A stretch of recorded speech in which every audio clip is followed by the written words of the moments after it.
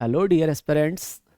So, today we are gonna have a session out of which you will get different type of questions in your CSE and Forest Services exam.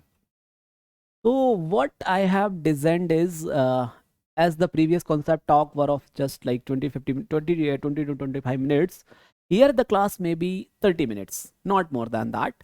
But I would like to introduce the crux ideas, the very important groups. The beautiness doesn't mean कि वो बहुत अच्छे mathematicians के नज़र में हैं, not at all. Beautiful means those are very important for our exam point of view. Fair? So आज के क्लास में we will have some 28 to 30 minutes session. We will try to decode the concepts properly without losing our patience and without crossing the boundary of demand of exam. Clear? तो आज हम जो बात करेंगे यहाँ पर बेसिकली बात करेंगे हम Zn की, ठीक है। हम बात करेंगे Zn की with respect to addition modulo n, ठीक। या m सिंबल की आप हैबिट में है तो आप m ले लीजिए। हम बात करना चाहेंगे Zm with respect to multiplication modulo m. Pair. This is what? Addition modulo m. This is multiplication modulo m. हम ये जानना चाहेंगे कि whether those are groups or not. क्या जानना चाहते हैं कि whether those are groups or not.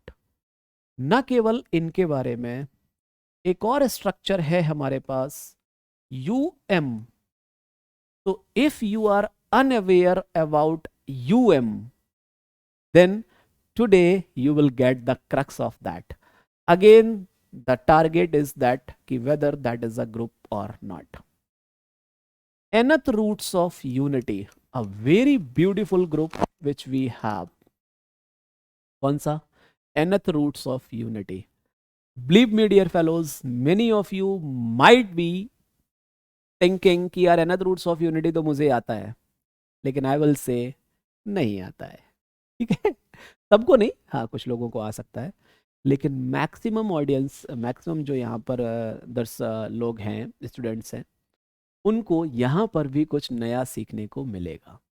इस पूरी स्टोरी को करने के दौरान हम बिल्कुल भी अपने पाथ से डेविएट नहीं होंगे, क्योंकि I always focus on systematic learning to prepare in right way, ठीक है। तो ये बार बार लिखना इसलिए ज़रूरी होता है क्योंकि जितने बार आप अपने आप से ये कहेंगे कि नहीं हमको सिस्टमेटिकली पढ़ना है, हमको रद्दी काइंड ऑफ थिंग्स नहीं कि कुछ भी बस मैथ्स के चक्कर में कुछ भी पढ़े जा रहे हैं, is not like that. Clear? चलिए, तो एक एक करके इनको डिकोड करेंगे, हम जानेंगे, समझेंगे इनके बारे में कि क्या कहते हैं इनकी राय, ठीक है।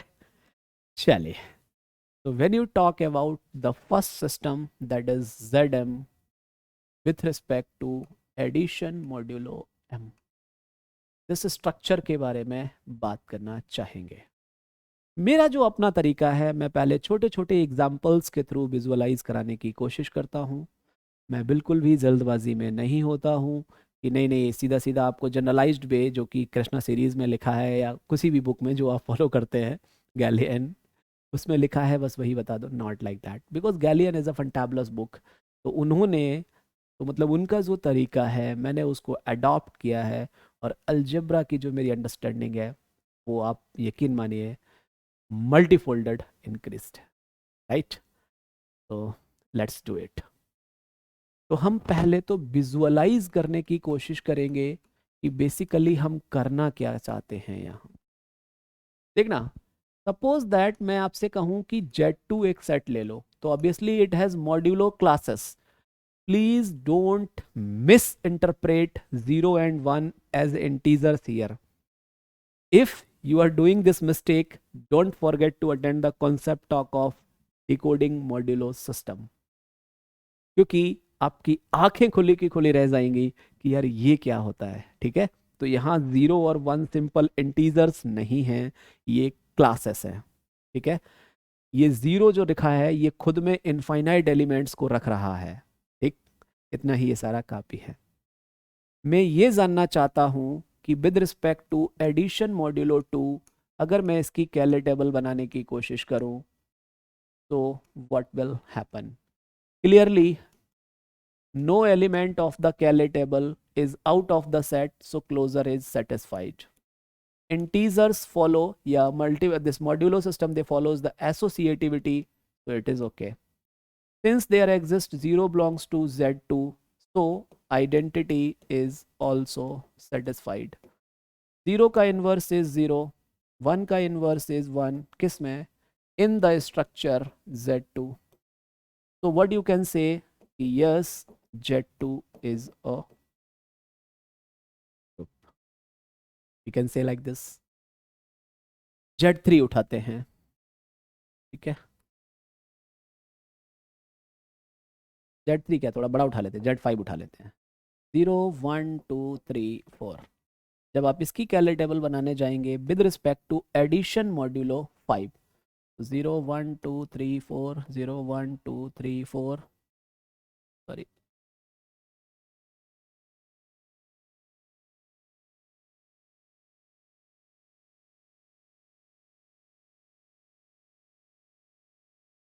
check it out. So what does it show? No element of the Cayley table is out of the set Z5, so Z5 is closed. Integers with respect to modulo system, be it addition or multiplication, they follows associativity, so associative axiom is satisfied. No element, अच्छा associativity के लिए एक चीज़ और use किया जाता है, that is a tool कि no element of any row or column is repeated. ये भी कई सारे लोग याद करते हैं इसको, तो एसोसिएटिविटी का एक वो भी तरीका देखने का होता है, ठीक है।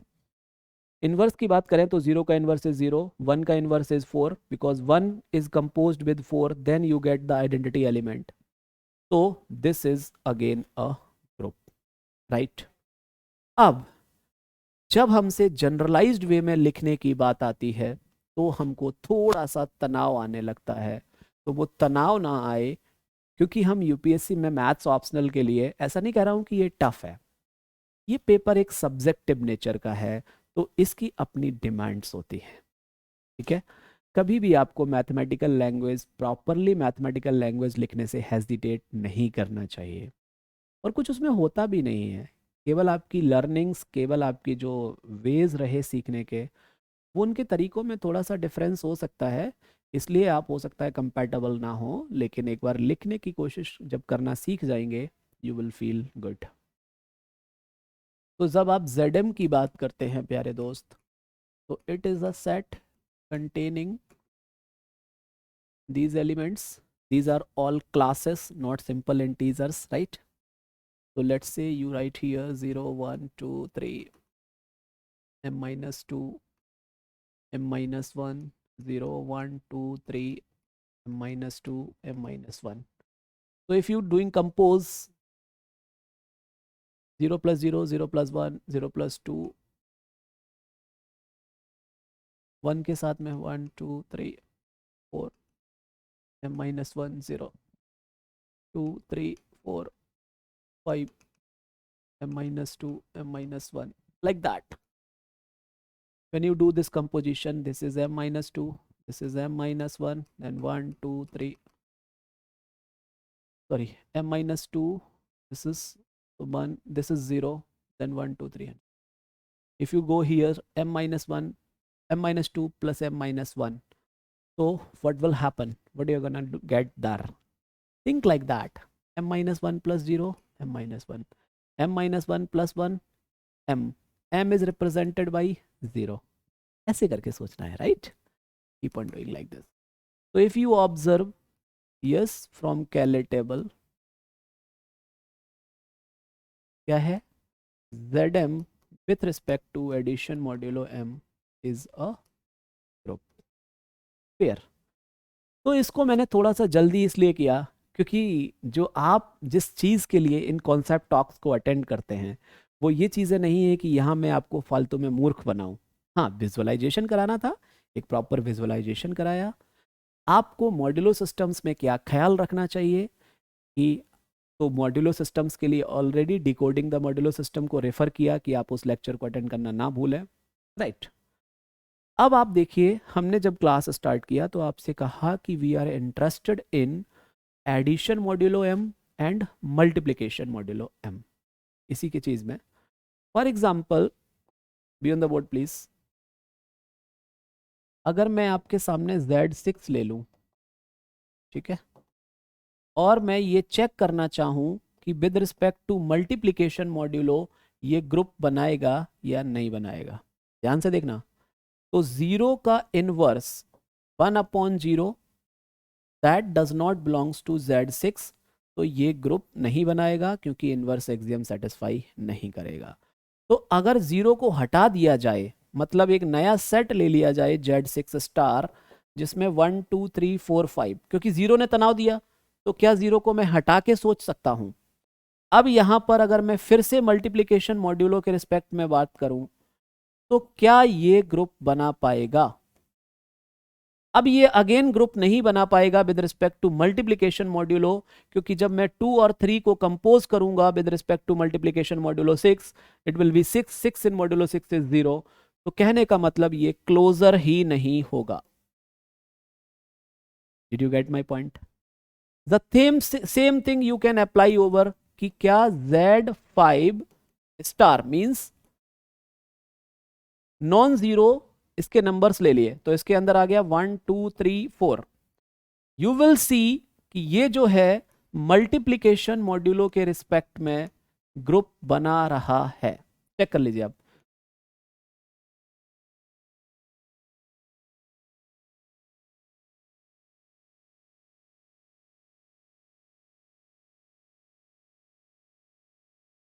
चेक कर लीजिए।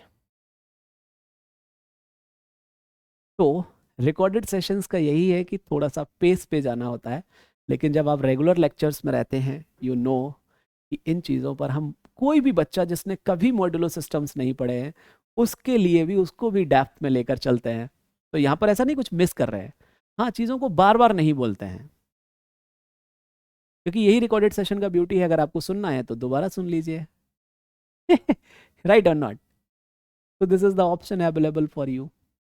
तो कहने का मतलब, अगर आप देखें कि इसके साथ में क्या बैंड बजा, और अगर मैं आपको कहूं कि जब भी मैं आपको पढ़ाता हूं तो मैं आपको एग्जाम पॉइंट जरूर देता हूं कि भाई इतनी सारी चीज़ें थोड़ी ना एंड ऑफ द डे याद रहेंगी, क्योंकि मुझे बीएससी का एग्जाम तो है नहीं कि आज मैथ पेपर 1 है, कल मैथ पेपर 2 है करके, लाइक दैट।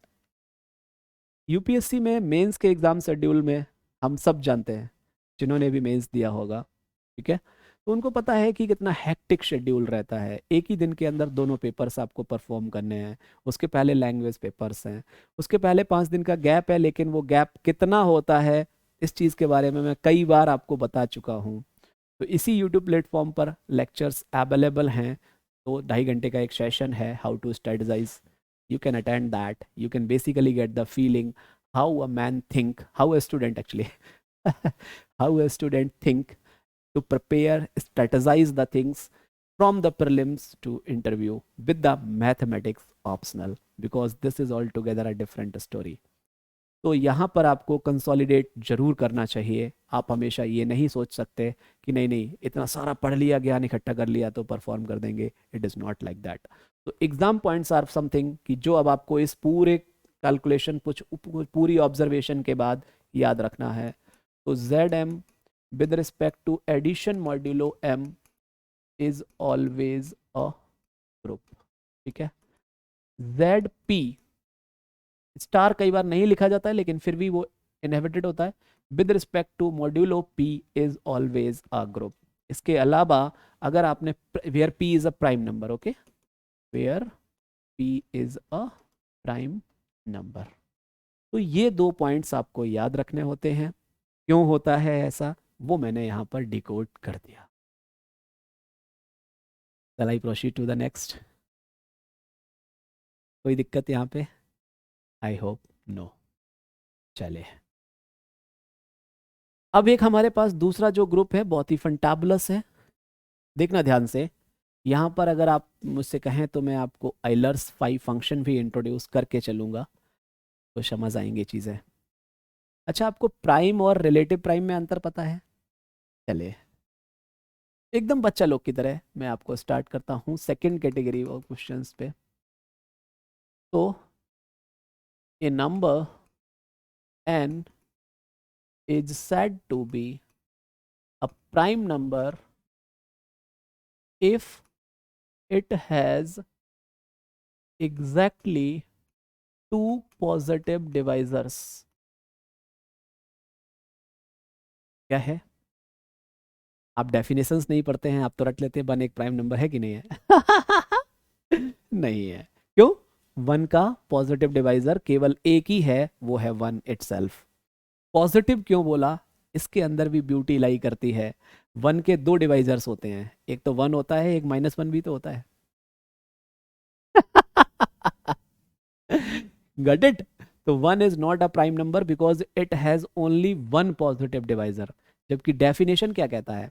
किसी नंबर को प्राइम नंबर तभी बोला जाएगा अगर उसके पास दो पॉजिटिव डिवाइजर्स हो। So underline the word positive divisors. Right और नॉट? कोई दिक्कत किसी को भी? I hope no. मैं क्या करता हूं, देखना ध्यान से। UN एक जस्ट सेट है मेरे पास, ठीक है? That is the collection of all relative prime, एक वर्ड यूज होता है, relative primes to n, where n is some positive integer. क्या है? n is some positive integer. For example, अगर आपको रिलेटिव प्राइम समझ ना आए तो रिलेटिव प्राइम को भी मैं समझा देता हूं। तो क्या बोलेंगे? A is said to be relative prime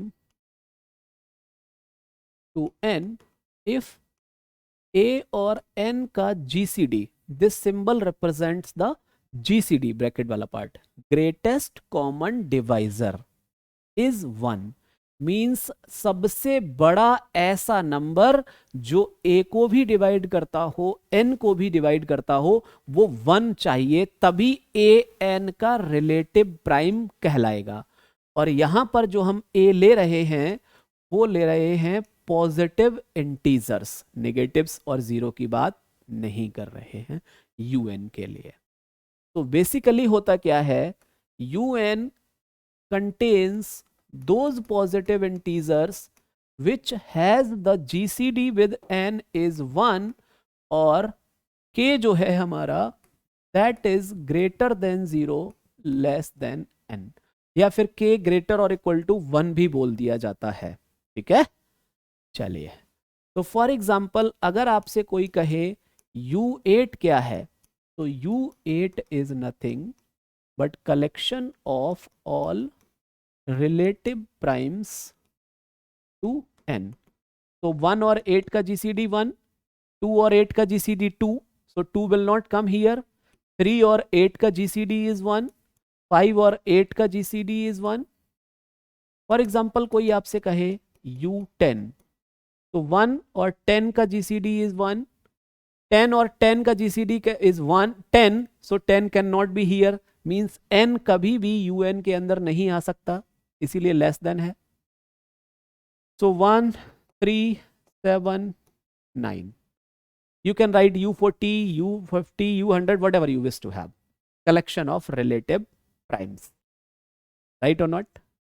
कोई दिक्कत किसी को भी यहां तक? I hope no. तो if you are interested in Euler's phi function, ठीक है, तो बेसिकली UN के अंदर जितने एलिमेंट्स होते हैं उसको बोला जाता है Euler's phi function. Means phi n gives the counting. क्या करता है? Phi n gives the counting, where as UN is a set of some elements and those elements are relative primes to. Clear है ये बात सबको? यहाँ पे किसी को कोई डाउट है तो चिल्लाइए, अरे चिल्लाइए। नहीं ना, बहुत बढ़िया। तो फाई एन निकालने के भी तरीके होते हैं। If you don't know how to find phi N, बता दें क्या? मैंने तो यार ग्रुप का ठेका लिया था। कोई दिक्कत नहीं, बता देते हैं, आप तो प्यारे बच्चे हैं ना। देखिए, आपके पास कोई भी पॉजिटिव इंटीजर है तो उसके फैक्टर्स लिखे जा सकते हैं। इसको बोलते हैं प्राइम फैक्टराइजेशन। क्या बोलते हैं इसको? Prime factorization of a positive integer n। ठीक है, अगर आपका n लाइक दिस है, देन पाई n का जो फॉर्मूला है p1 का पावर r1 माइनस p1 का पावर r1 माइनस 1, p2 का पावर r2 माइनस p2 का पावर r2 माइनस 1, pk का पावर rk माइनस pk का पावर rk माइनस 1 से मल्टीप्लाई किसी भी नंबर का।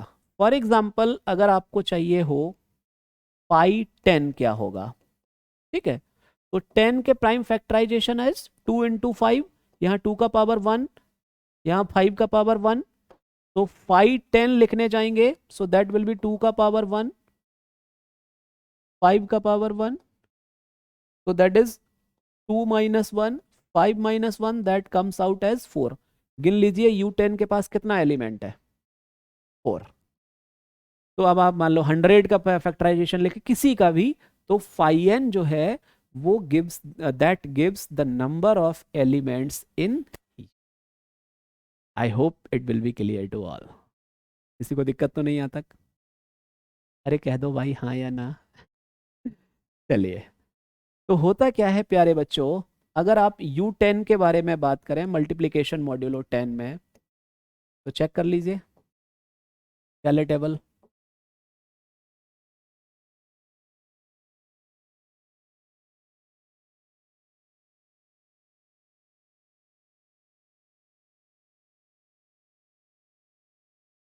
क्लियर?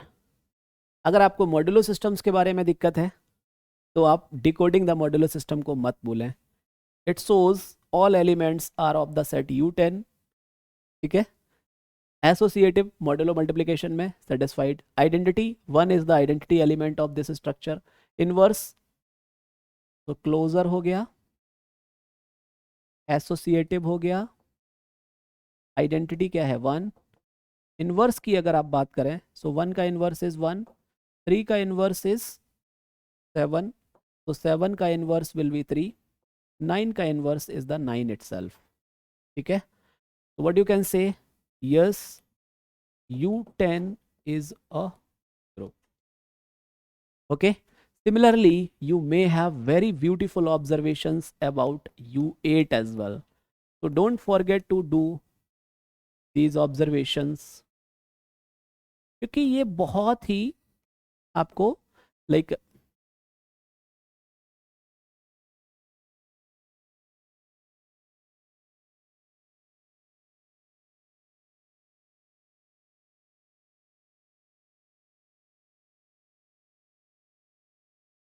अगर आप देखेंगे U8 भी एक ग्रुप बना रहा है, और ब्यूटी क्या है कि इसका हर एलिमेंट सेल्फ इनवर्स है, इसका हर एलिमेंट सेल्फ इनवर्स है।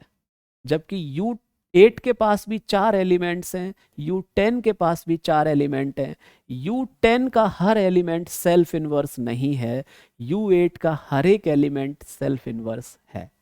तो ये क्या ब्यूटी शो करता है माय डियर फेलोज, कि भाई जब आगे जाके आप अबेलियन प्रॉपर्टी सेल्फ इनवर्स वगैरह पढ़ते हैं तो आपको इस चीज़ का महत्व पता चलता है। तो एग्ज़ाम पॉइंट के लिए अगर हम बात करें, तो एग्ज़ाम पॉइंट है हमारा यहाँ क्या है, UM with respect to multiplication modulo M is always a group. I am giving you a task, जैसे मैंने मॉड्यूलो में जनरल वे में लिखना सिखाया, तो आप UM को भी जनरल UM को प्रूफ कीजिए कि ये ग्रुप होगा।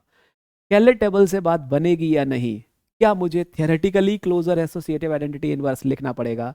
Don't forget to do that exercise. I am sure you will be shocked कि यस सर ने क्या तो बात बोल दी यार, और क्या ही इंपॉर्टेंट नज़ारा है उसके अंदर। ठीक है, सो वैसे तो मैंने nth रूट्स ऑफ यूनिटी की भी बात की थी, लेकिन time is like being over, तो मैं उसको यहाँ पर रोक रहा हूँ। nth रूट्स ऑफ यूनिटी के बारे में भी we will have separate concept talks because that is very important session. Meanwhile, if you are having the trouble in proving the don't forget to put your views. We will surely consider those. Till then, keep learning, keep enjoying, my dear fellows, and do let me know whether you have tried that or not. Good luck.